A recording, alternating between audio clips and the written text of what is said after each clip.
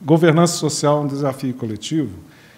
Esse tema surgiu aqui na Fundação Dom Cabral em função de demandas de algumas empresas que atuavam com a gente no núcleo de sustentabilidade. Ao longo de, 10 anos, nós percebemos uma demanda incrível das empresas de ter como dialogar com comunidades. O que eles alegavam sempre é que, quando queriam desenvolver algum projeto, alguma iniciativa junto à comunidade, a dificuldade era achar interlocução. Esse era o argumento. E nós, então, começamos a pensar nessa ideia da governança social para dar um pouco essa resposta. Nós percebemos na conversa que tivemos, eu e a Simone, que esse tema poderia ser interessante, porque nós imaginávamos que ia surgir essa conversa aqui, da dificuldade de fazer, nos tempos atuais, esse tipo de trabalho em que a coisa se constitui por ela mesma. A nova ordem não é dada por ninguém, ela é construída coletivamente. Como deve se organizar uma sociedade para que isso aconteça? Nós termos governos pretensamente democráticos é suficiente? Um processo de votação que não tenha aliado um processo de participação entre eleições? Não dá para ser assim, uma vez que a sociedade hoje é muito mais participativa, pretende ser muito mais igualitária. E cada um de nós é muito mais poderoso do que eram pessoas como nós há 100 anos atrás. Não é? O tema licença social surgiu aqui hoje de manhã e eu peguei, só para recordar, o Renato disse que a licença social está chegando muito forte no Brasil. Vamos ver o que é licença social. Licença social, de acordo com a publicação que a Simone me passou, do jornalzinho da Ama Serra, é a permissão dada pela sociedade civil, pelos seus stakeholders, às empresas para operar, produzir e ampliar seus negócios em determinada região e contexto. Ela é adquirida através do diálogo constante e do engajamento das partes interessadas, etapa fundamental de qualquer gestão empresarial. Não fala em conflito, fala em diálogo constante, sendo que a gente sabe que conflito é uma realidade e até o nosso amigo Paulo de Tarso diz que bom que existe conflito, né? Então, a licença social, pessoal, é a versão para a empresa do que nós chamamos, para o governo, de democracia ou algo assim. Se nós tirarmos ali a licença social, a permissão dada pela sociedade civil, pelos seus stakeholders, aos governos, e não para as empresas, nós começamos a ter uma noção do que nós estamos, com o que nós estamos lidando. Para onde nós estamos encaminhando, né?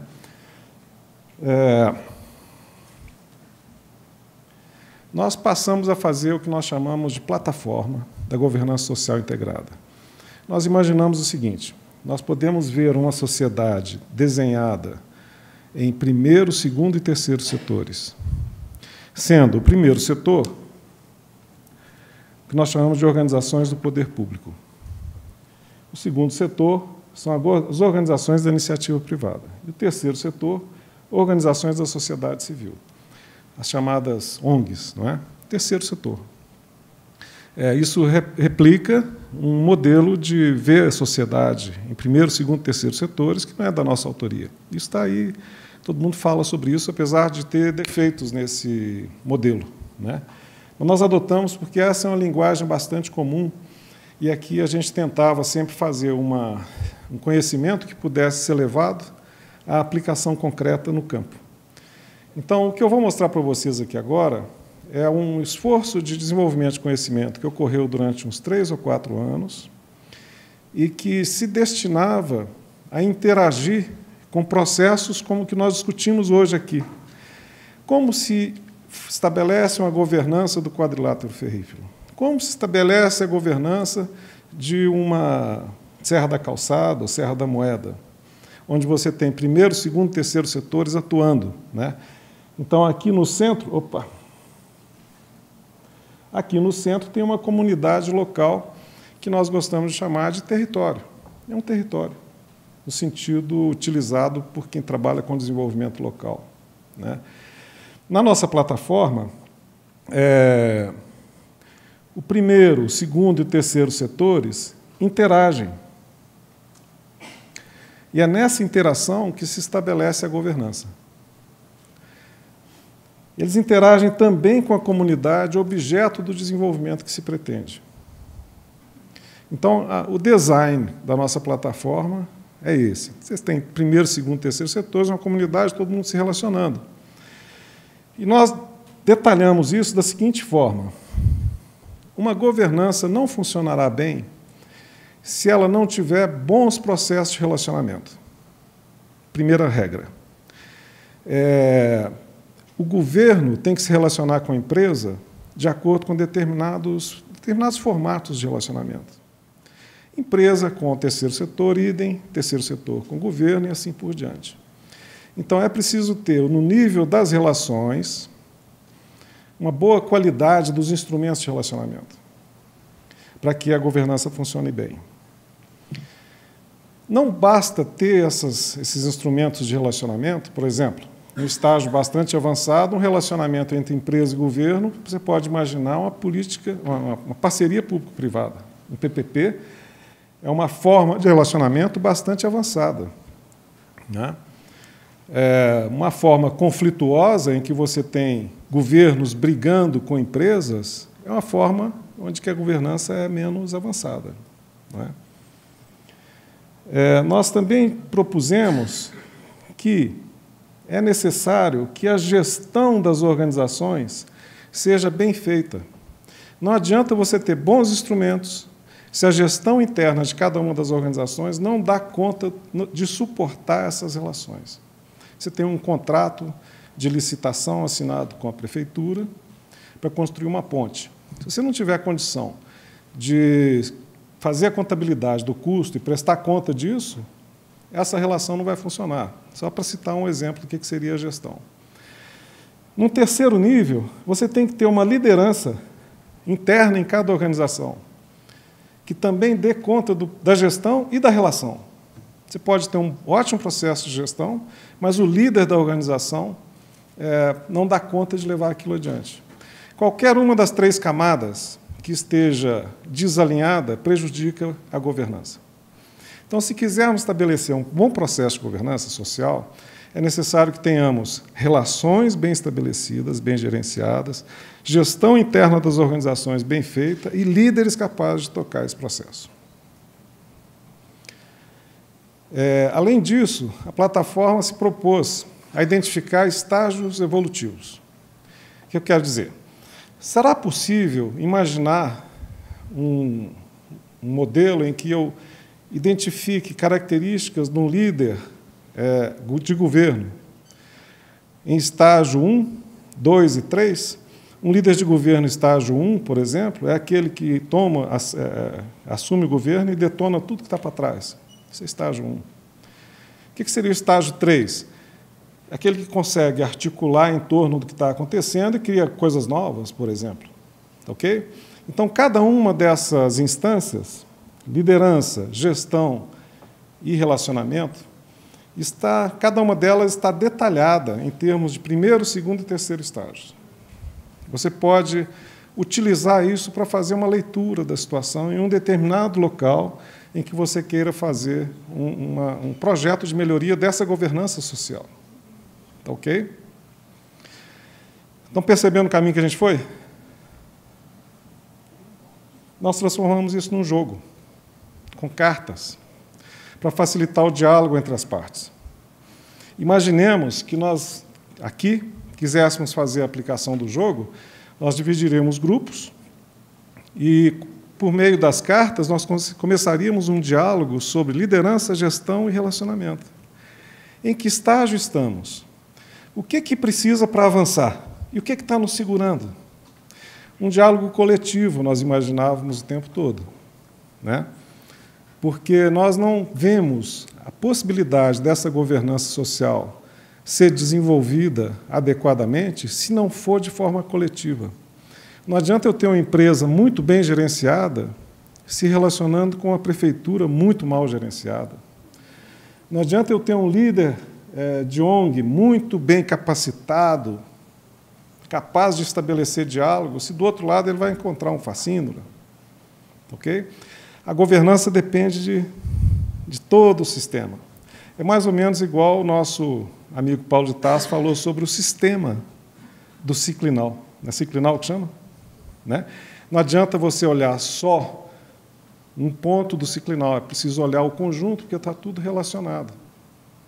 15 minutos. Esse foi um dos caminhos que nós seguimos e que eu acho que pode vir a ser útil para uma abordagem qualquer, feita em qualquer nível, em qualquer instância, em qualquer momento. No mínimo, eu acredito que a minha fala aqui já deu alguma esquematização de como é que vocês estão olhando a coisa, não é? Esse mapa de contexto seria a primeira atitude para aplicar o jogo. Ele consiste em definir o território, de que território nós estamos falando, e na identificação dos atores, stakeholders e seus interesses, né? A aplicação do jogo seria um processo coletivo, que pode durar 6 horas, 4 horas, 2 dias, 1 semana, depende de quantas pessoas você tiver. Você pode ter 3 pessoas, pode ter 200 pessoas. A metodologia seria desenhada para cada situação. Conceituar governança social, aplicar simulação, construção de diversas visões.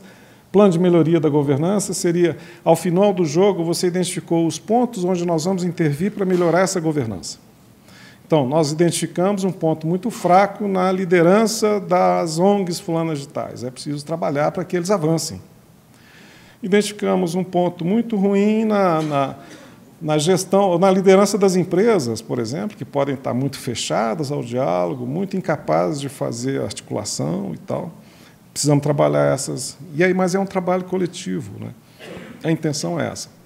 Apesar de que o jogo se presta à aplicação por uma das partes. Uma empresa pode planejar sua presença na governança social de uma determinada comunidade a partir dessa ferramenta. Nós também vimos nessa figura do Escher outra inspiração, que é a seguinte: o bom ocupa o espaço que o mal permite. E a composição do bom e do mal é que forma a sociedade, né? Essa composição, isso nos inspirou a pensar um pouco além do jogo, que é o seguinte: existem ambientes que as pessoas formam para estabelecer essa governança, ou para rodar essa governança. O Siminelli contou para a gente sobre, como é que chama? Gold Park? Geopark. Geopark é um ambiente, é uma organização que cria ambientes trissetoriais. O que eu quero dizer? Ambientes trissetoriais são ambientes em que os 3 setores se encontram para trabalhar juntos, em prol do desenvolvimento local. Olha aqui, ó. O que define um ambiente trissetorial? O ambiente trissetorial é definido por um território, por um tema de desenvolvimento local sustentável e por uma rede que se forma para fazer esse ambiente funcionar. Nós não estamos falando aqui de ambientes hierarquizados unicamente. Muitas vezes você forma um conselho municipal de alguma coisa, ele tem recurso, ele tem dinheiro, ele tem equipe, mas não consegue alcançar os resultados.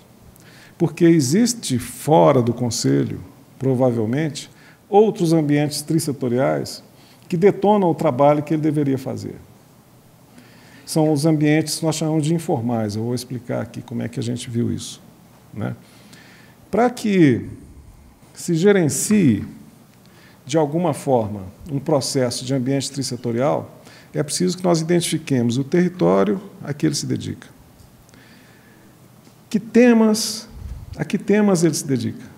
E, finalmente, qual que é a rede que está envolvida nesse trabalho?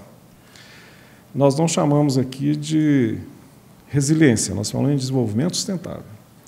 Nós estamos trabalhando aqui, e aí eu volto um pouco ao tema do evento, que são os ODS, os Objetivos de Desenvolvimento Sustentável.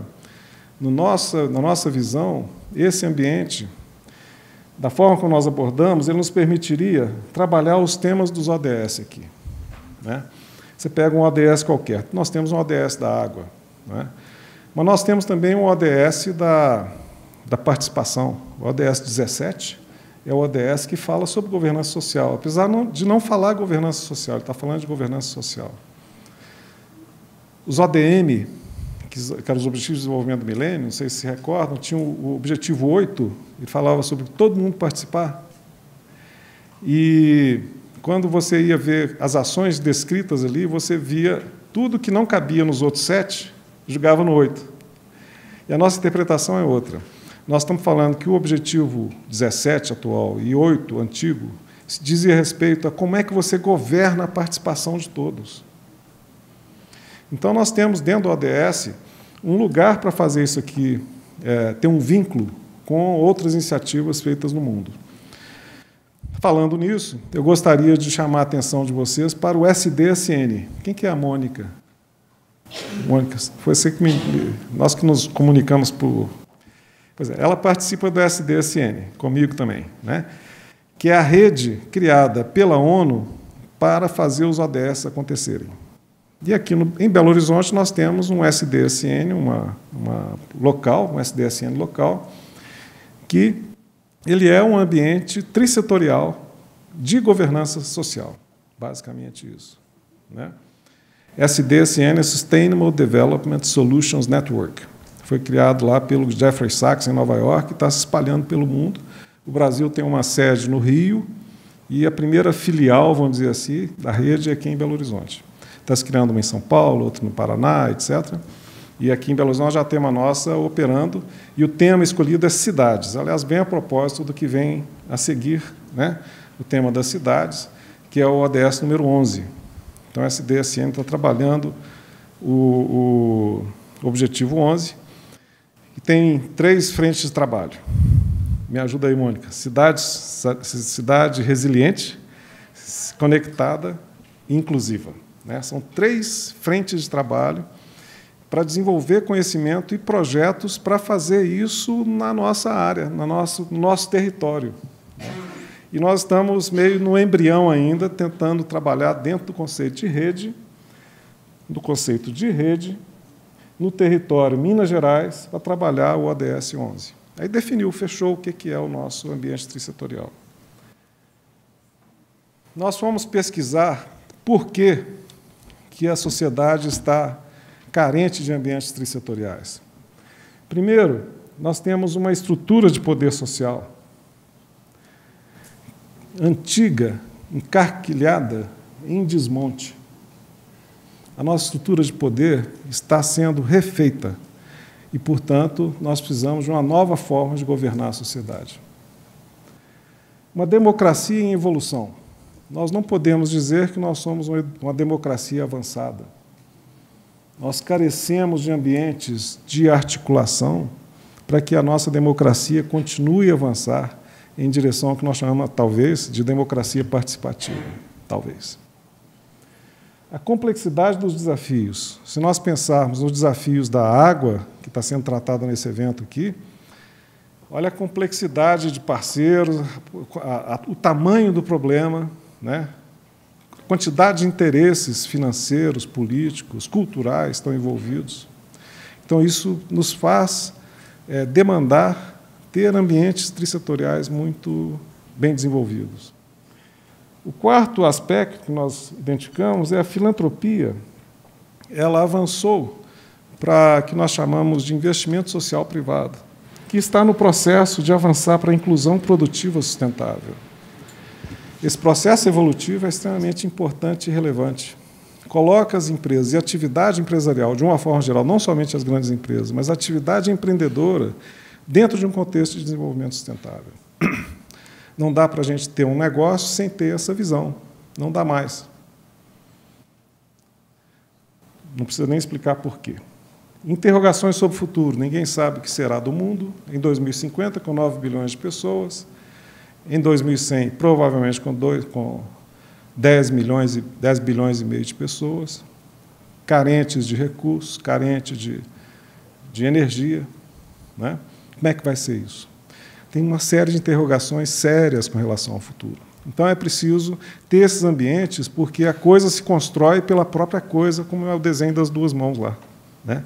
Nós precisamos aumentar essa capacidade de produção de vida na sociedade.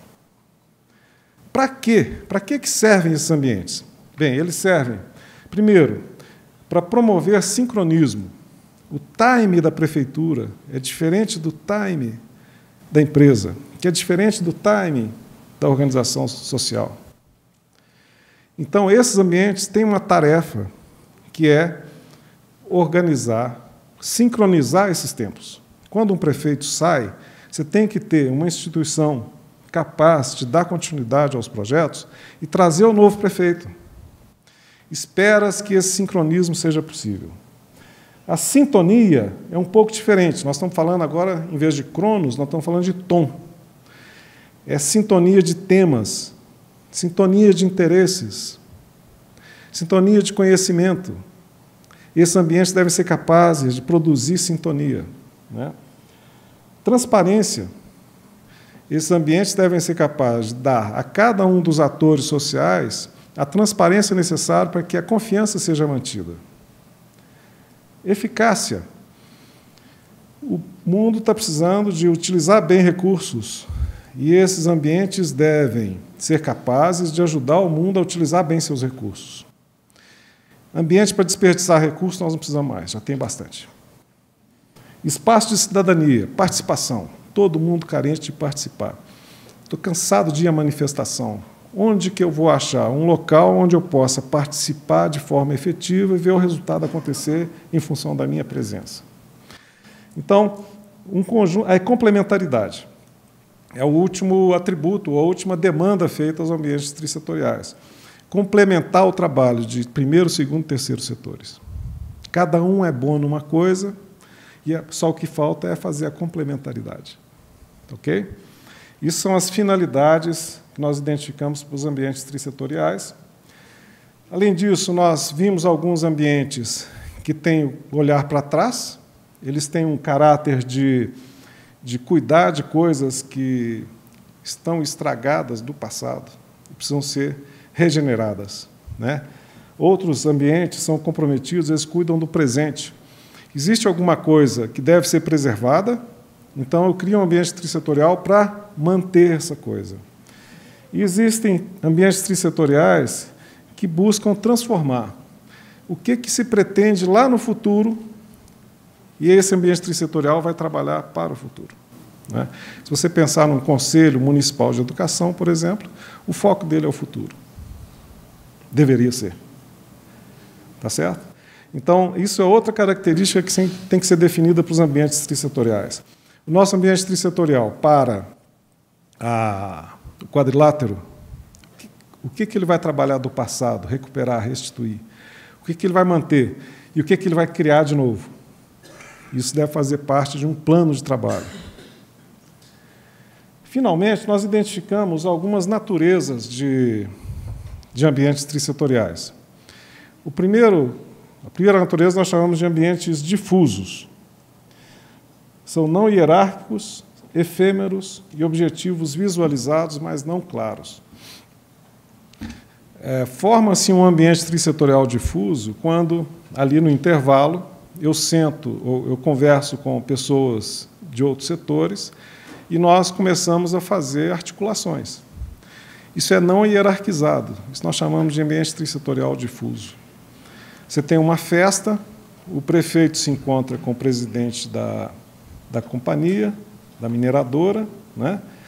E alguém de uma ONG se encontra ali e eles começam a negociar no meio da festa, bebido ao uísque. É um ambiente trissetorial, informal. Tá certo? Ele é tão ou mais importante do que um ambiente que nós chamamos de formal, que é hierarquizado, duradouro, objetivos temáticos ou programáticos. Um Conselho Municipal de Educação, um Conselho Municipal de Saúde, uma agência de desenvolvimento local, são ambientes trissetoriais formais. ele não dará certo se o informal, o difuso, o detoná-lo. Okay? Existem um intermediário, nós chamamos de dinâmicos, eles são semi-organizados, são eventuais e têm objetivos acordados. Por exemplo, você tem um orçamento participativo. Esse orçamento vai fechar no mês de dezembro. Então, você tem votação, depois você tem a escolha mais inteligente em cima da análise das propostas. Formam-se ambientes trissetoriais dinâmicos para participar do processo de orçamento participativo, por exemplo. Tá? Então, essa aqui é outra característica que nós devemos ser capazes, para ter uma governança social legal, de ser capazes de lidar com o difuso, com o dinâmico e com o formal. Não é só o formal, isso é uma grande armadilha. Tá? E, além disso, identificamos os comos. Como que se faz isso acontecer? Então, transparência, alinhamento institucional legal social ao ambiente externo, comunicação efetiva, clareza de interesse, acordo de resultados. Tudo isso aqui é um conjunto de atributos de ação dos atores da governança social que devem ser implementados e cuidados para que a organização funcione bem, o ambiente trissetorial funcione bem. Tá? Bom, cheguei ao meu fim. E, para concluir, eu acho que acabou o tempo. Acabou, né? Eu queria comparar a governança social, fazer uma analogia com a questão da água. Tem a chuva, que é a água, você tem os rios, que são a água, você tem subterrâneo, que é a água. Né? Olha, os projetos são os rios que vão levando a água para outro rio, ação concreta, visual.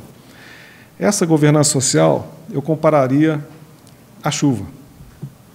Sem governança social, alimentando todas as fontes, nós não conseguiremos ter uma sociedade que avance em direção a níveis mais sofisticados, não sofisticados, mais justos, eu diria até, mais abertos à participação da sociedade, de forma a trazer mais felicidade, mais sensação de realização para as pessoas, né? Para que todos tenham uma vida mais significativa. Era essa a minha fala. Infelizmente, eu não pude participar do debate aqui hoje de manhã por causa do tempo. Eu gostaria muito, mas eu espero que esse conteúdo ajude de alguma forma na continuidade aí do evento nosso. Obrigado.